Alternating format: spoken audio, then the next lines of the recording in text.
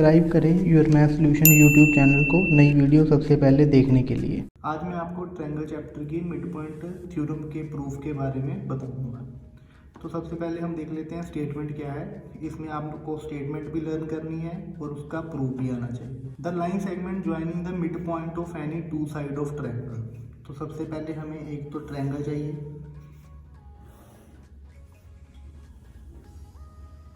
तो उसने थ्योरम में कहा है एक हमारे पास लाइन होगी जो किसी भी दो साइड के मिड पॉइंट को ज्वाइन करेगी।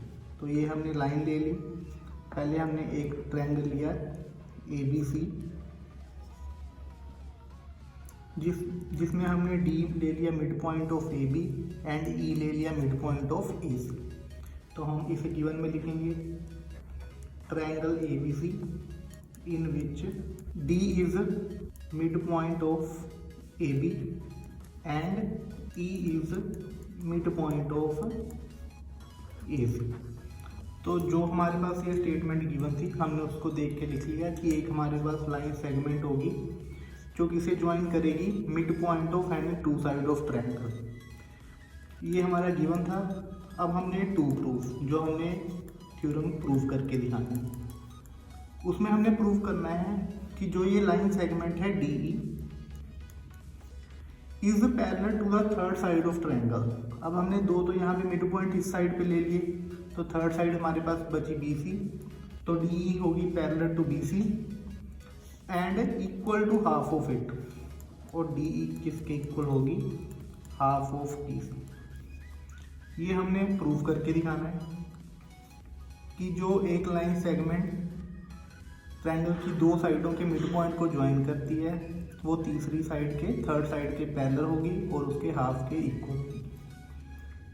अब इसको प्रूव करने के लिए हमें कुछ कंस्ट्रक्शन करनी पड़ेगी अपनी फिगर में। तो कंस्ट्रक्शन में हम करेंगे produce D E to F. हम ये डी ई को आगे प्रोड्यूस कर लेंगे एफ तक। हमने इसको इस तरह प्रोड्यूस करना है such that D E equal to F, ताकि ये दोनों साइड हमारे पास क्या हों इक्वल। और बाद में हम कर देंगे ज्वाइन एफ सी, जो ये दो पॉइंट बचे हैं उसे हम ज्वाइन करते हैं। अब ये हमारी कंस्ट्रक्शन भी हो गई। अब हम इसका प्रूफ देखते हैं। तो प्रूफ में अब हम एक ये वाला ट्रायंगल लेंगे in triangle A E D, ये वाला ए ई डी, और इसके साथ वाला जो हमने कंस्ट्रक्ट किया था and triangle C E F. अब यहाँ पे एक ये एंगल इसके इक्वल, इसे हम मार्क कर लेते हैं 1 and 2। Angle 1 equal to angle 2, reason होगा इसका वर्टिकल ऑपोजिट एंगल। उसके बाद D E equal to F E, ये हमने बाय कंस्ट्रक्शन लिया था तो वो ले लेंगे बाय कंस्ट्रक्शन। और थर्ड हमारे पास होगा ए ई इक्वल टू सी, क्योंकि हमने गिवन में क्या था कि ई उसका मिड पॉइंट है ए सी का, तो ये हाफ किसके इक्वल होगा इस हाफ के। ये हमारे पास गिवन। तो जो हमारा ट्रायंगल ए ई डी था वो कॉन्ग्रुएंट हो जाएगा ट्रायंगल सी ई एफ के by S A S congruence. एक हमारे पास साइड इक्वल, ये वाली साइड इसके इक्वल, उसके बीच का एंगल और दूसरी साइड, तो एस एस कॉन्ग्रुएंसी से ट्रायंगल कॉन्ग्रुएंस हो। अब हम सीपीसीडी को यूज करेंगे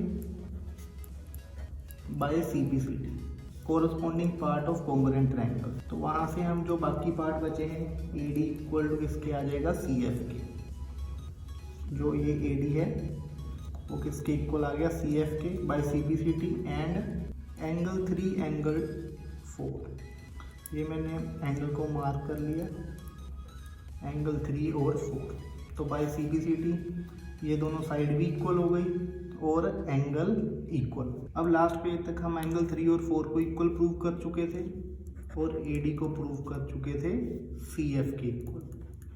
ये हमारा रिजल्ट आया था बाय सीपीसीडी। इसको हमने इक्वेशन 1 का नाम दे लिया और इक्वेशन 2 का। अभी जब हमारे पास गिवन था वो था कि जो डी है वो ए बी का मिड पॉइंट है, तो जिसकी वजह से जो ए डी है इतनी साइड वो इसके इक्वल होगी, क्योंकि डी उसका मिड पॉइंट।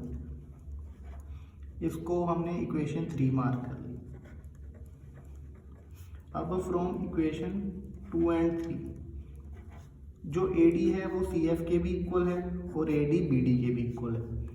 तो अगर लेफ्ट हैंड साइड सेम है तो राइट हैंड साइड भी क्या होंगी, सेम। तो जो बी डी और सी एफ दोनों के आ गए, इक्वल आ गए। अब हमारे पास जो एंगल 3 था ये वाला, वो किसके इक्वल था, 4 के। जो ये क्या बना रहे हैं, जेड की शेप। तो एंगल 3 और 4 हमारे पास क्या हुआ है, अल्टरनेट इंटीरियर एंगल, क्योंकि ये जेड की शेप बना रहे हैं। अब जब अल्टरनेट इंटीरियर एंगल इक्वल है तो हमारी ये लाइंस क्या होंगी, parallel, A D parallel to C F. अब अगर ये C F line A D के पैरेलल है तो ये बी डी के भी पैरेलल होगी, क्योंकि ये दोनों सेम ही लाइन है। तो इसे हम इक्वेशन 5 मार्क कर लेंगे। अब हमने इक्वेशन 5 और 4 को जब कंबाइन किया तो जो हमारे पास क्वाड्रिलेटरल था B C F D is a parallelogram. अब यहाँ पे देखो ये हमारे पास क्या आ गया, पैरेललोग्राम। क्यों, क्योंकि इसका एक पेयर साइड का इक्वल भी है और पैरेलल भी है। जब किसी भी क्वाड्रिलेटरल का एक पेयर इक्वल भी होता है और पैरेलल भी होता है तो वो हमारे पास पैरेललोग्राम आता है। अब अगर ये पैरेललोग्राम है तो इसकी ऑपोजिट साइड क्या होंगी, इक्वल।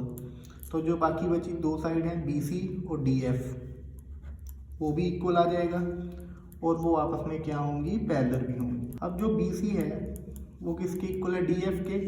डी एफ किसको मिला के बनी है, D E plus E F. और जो ई एफ है वो किसके इक्वल है, डी ई के। तो D E plus D E, तो बी सी हमारे पास आ गया 2 डी ई। और डी ई ये 2 इधर आके डिवाइड हाफ ऑफ। एक तो हमने यही प्रूव करना था कि जो ये लाइन मिड पॉइंट को ज्वाइन करेगी वो थर्ड साइड के हाफ के इक्वल होगी। और अब पैरेलल, ये पूरी डी एफ इस बी सी के पैरेलल है। तो अगर ये डी एफ पूरी पैरेलल है तो उसका एक छोटा पार्ट डी ई भी क्या होगा, पैरेलल होगा। तो यही हमने क्या करना था, थ्योरम में प्रूव करना था, जिसमें जो ये मिड पॉइंट को लाइन ज्वाइन कर रही है वो उसके हाफ के इक्वल होगी और उसके पैरेलल होगी।